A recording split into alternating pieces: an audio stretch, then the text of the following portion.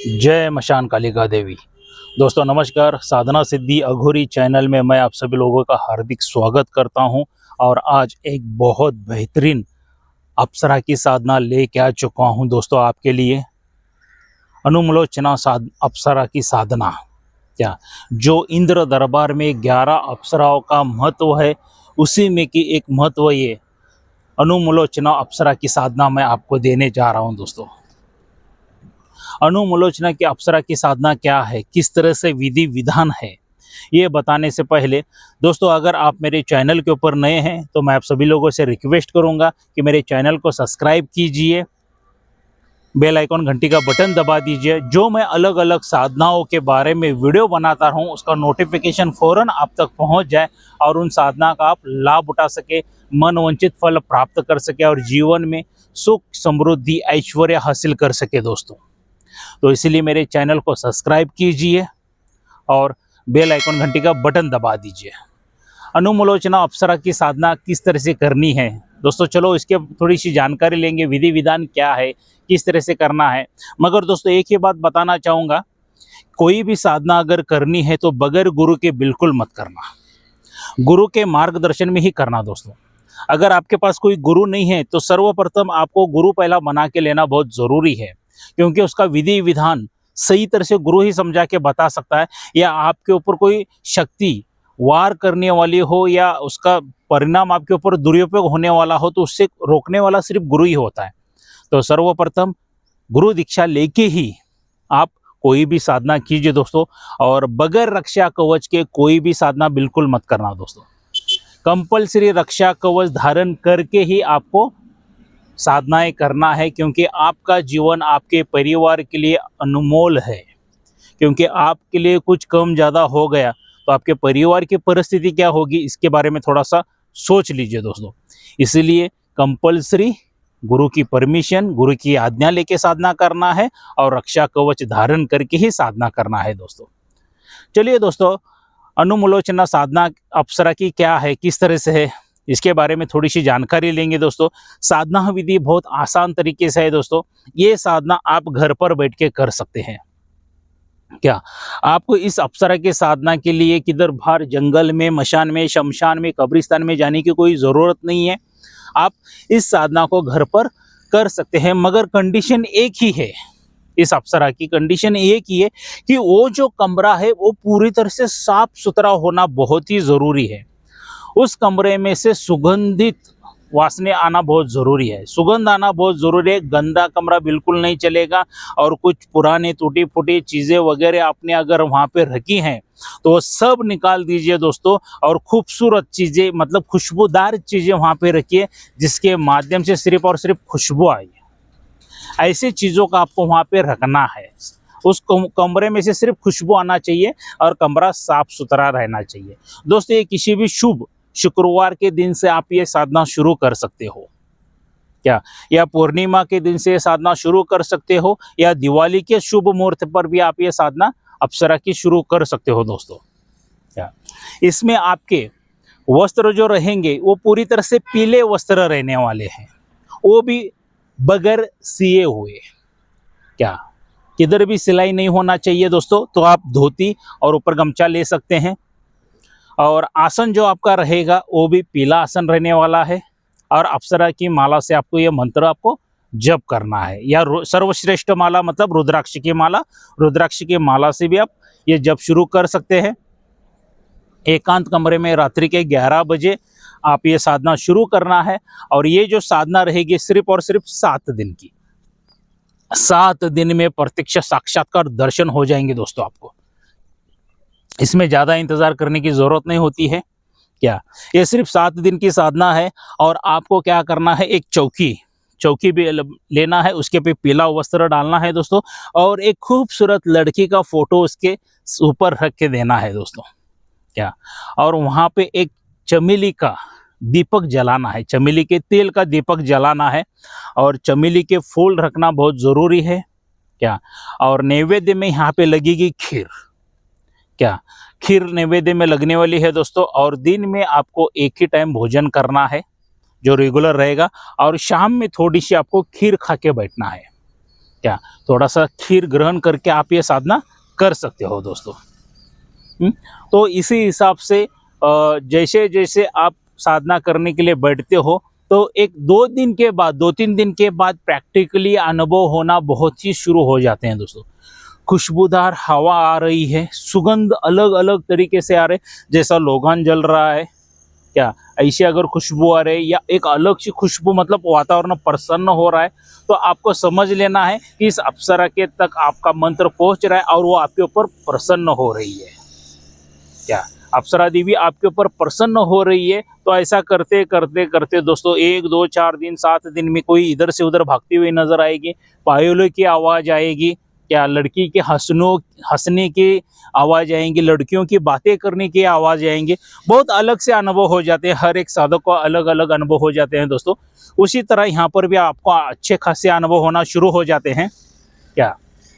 और जैसे जैसे 7 दिन बीतते हैं तो 7वें दिन साक्षात्कार अप्सरा आपके सामने आके रुक जाती है दोस्तों।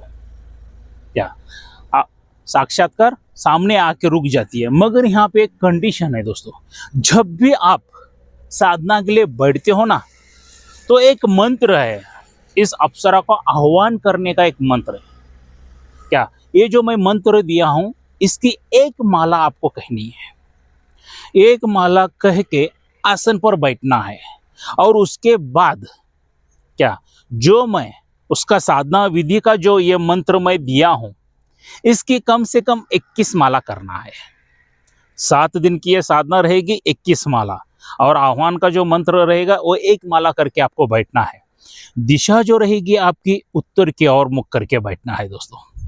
क्या उत्तर की ओर मुख करके बैठेंगे ना, अलग अलग ढेर सारे अनुभव वगैरह होना शुरू हो जाएंगे। जैसे मैंने बताया है, खुशबूदार हवाएं आना शुरू हो जाएंगी, खुशबू सुगंध आना शुरू हो जाएगी। तो समझ के लेना है अप्सरा आपके आजू बाजू में ही है क्या। ऐसा करते करते 7वें दिन एक गुलाब के हार एक लेके बैठी है, चमेली के फूल लेके बैठी है दोस्तों क्या। और जैसे ही 7वें दिन अप्सरा आपके सामने आ जाती है क्या, तो आप उसके गले में वो गुलाब का हार डाल दीजिए और जो चमेली के फूल है उसके पे वर्षा कर दीजिए दोस्तों। एकदम अप्सरा खुश हो जाएगी, और खुश होने के बाद आप उसको वचन आदि में बांध ले सकते हो। जो भी आपकी मनोकामनाएं इच्छाएं हैं, ये सभी पूरी करेगी आपकी क्या। उसको वचन में आप पूरी तरह से बांध के ले सकते हो, कोई दिक्कत नहीं है यहाँ पे। आप उसको पत्नी के रूप में ले सकते हो क्या, प्रेमिका के रूप में ले सकते हो, बहन के रूप में ले सकते हो, माता के रूप में ले सकते हो, जो भी रूप में आपको लेना है। स्टार्टिंग जब आप साधना शुरू करते हो तब हाथ में जल लीजिए, और वो जो आह्वान मंत्र कहते हो, आह्वान करते टाइम का मैं आह्वान कर रहा हूँ क्या, अप्सरा का पूरी तरह से नाम लीजिए और जल भूमि पर ऐसा छोड़ दीजिए, और तब संकल्प दीजिए कि मैं तुझे ये रूप में पाना चाहता हूँ, तो मुझे प्रसन्न हो जाए करके। ये संकल्प लेके ही आपको ये साधना करनी है दोस्तों क्या। और साक्षात्कार दर्शन इसमें बहुत ही जल्द मिल जाता है, इसमें कोई बार बार करने की ज़रूरत नहीं है। हाँ, मगर एक ही कंडीशन है, जो मंत्र है वो कंठस्थ होना बहुत ज़रूरी है, ध्यान लगा के साधना करना बहुत ज़रूरी है, वरना आपका ध्यान नहीं लगेगा तो कोई भी साधना सिद्धि नहीं हो जाएगी दोस्तों। मेन अपना ध्यान है, तो 7 दिन में 1001% ये साधना सिद्ध हो ही जाती है, और आपको मन वांछित फल प्राप्त हो ही जाता है। साधना तो बहुत आसान है, इसमें कोई भयानक अनुभव वगैरह कुछ भी नहीं है, सौम्य साधना है ये, डरावने कुछ भी नहीं है, डरावने अनुभव कुछ भी नहीं हो जाएंगे, क्योंकि कमरे में बैठ के आपको ये साधना करना है। कमरा खुशबूदार कीजिए, खिड़कियाँ ओपन करके बैठिए, रात का 11 बजे के बाद, लोग सोने के बाद ही साधना कीजिए दोस्तों क्या। तो हवा वगैरह आना शुरू हो जाएगा, तो एक अच्छा माहौल बन जाएगा। साधना करने के लिए माहौल अच्छा होना बहुत ज़रूरी है। अरे एकांत में किधर दूर मिलता है क्या, देखिए, क्योंकि मानव जाति के सामने ये शक्तियाँ आने के लिए थोड़ा सा आगे पीछे करती है। तो एकांत में दूर किधर, आपके खेत में भी कमरा रहेगा तो भी चलेगा दोस्तों। एकांत में देखिए साधना अगर सिद्धि चाहिए तो। अगर कोई साधक मुझे मिलना चाहता है तो दोस्तों, मैं कर्नाटक बेलगावी में रहता हूँ, तो सीधा मेरे घर पर आके मुझे मिल सकता है क्या। जो भी प्रश्न वगैरह रहेंगे वो पूछ सकता है, या कोई साधक साधिका मुझसे कांटेक्ट करना चाहते हैं, जो मैंने यहाँ संपर्क मोबाइल नंबर दे चुका हूँ उसके पर मुझे फ़ोन कर सकते हो दोस्तों, मुझसे बातचीत वगैरह कर सकते हो, कोई दिक्कत नहीं है। क्या अगर किसी साधक साधिका को शक्ति ट्रांसफ़र चाहिए तो मेरे पास से मिल जाएगी दोस्तों। साधक हो, साधिका हो, नया भक्त हो, मेरे पास से आपको शक्ति ट्रांसफ़र 1001 मिल जाएगी। सिर्फ कंडीशन ये की है कि आपको मेरे घर पे आना पड़ेगा, कर्नाटक बेलगावी में। ऑनलाइन शक्ति ट्रांसफ़र बिल्कुल नहीं होती है दोस्तों, सिर्फ ऑनलाइन होती है ठगेबाजी, आपको लूटा जाता है। क्या ऑनलाइन में देखिए, मैं हर एक वीडियो में एग्जांपल देता हूं, अगर आपको सच में भूख लगी है और मैंने मोबाइल में से खाना भेजा तो आप खा सकते हो क्या? कभी भी नहीं खा सकते हो, सही बात है ना। तो उसके लिए हाथ में प्लेट चाहिए, प्लेट में खाना चाहिए, तब इंसान खा सकता है। तो सेम वैसा ही है दोस्तों, जब गुरु का सर के ऊपर हाथ रख के जो शक्तिपात का जो विधान है वो जब तक पूरा नहीं करते तब तक शक्ति ट्रांसफ़र नहीं होती है दोस्तों। जो ऑनलाइन ठगेबाजी कर रहे हैं, ऑनलाइन हम लोग शक्ति ट्रांसफ़र देंगे, ये वो जो बता रहे हैं ना, सिर्फ और सिर्फ आपको लूट रहे हैं। लूटने से बच जाओ दोस्तों। क्या ऑनलाइन शक्ति कभी भी ट्रांसफ़र नहीं होती है। कुछ आके आड़े टेढ़े लोग भी कमेंट कर रहे हैं, क्योंकि क्या हो रहा है, ऑनलाइन शक्ति ट्रांसफ़र की उनकी दुकानें बंद पड़ रही है मेरी वजह से। देखो दोस्तों, आध्यात्मिक धर्म क्या सिखाता है? सत्य का मार्ग ही सिखाता है ना, किसी को लूटने का तो नहीं सिखाता है। तो अगर आपके पास शक्तियां हैं तो सही, वो गरीब इंसान जो कर्जा निकाल के आपको पैसा दे रहा है तो उसको सही शक्ति तो दे दो। मैं पैसा लेने के या मूल्य लेने के मैं खिलाफ नहीं हूँ, मगर वो जो साधक हो या साधिका हो या नया भक्त हो, जिसने कहाँ से भी एडजस्टमेंट करके पैसा लाया रहता है, ये मुझे शक्ति प्राप्त हो जाएगी, मेरे दुख दरिद्रता सभी दूर हो जाएगी करके, तो उनको सही तरह से तो दे दो शक्ति। क्या तो दोस्तों, अगर शक्ति ट्रांसफ़र चाहिए तो मेरे घर पे आना पड़ेगा, उसका जो मूल्य रहेगा अलग सा मुझे फ़ोन करके आप पूछ सकते हो।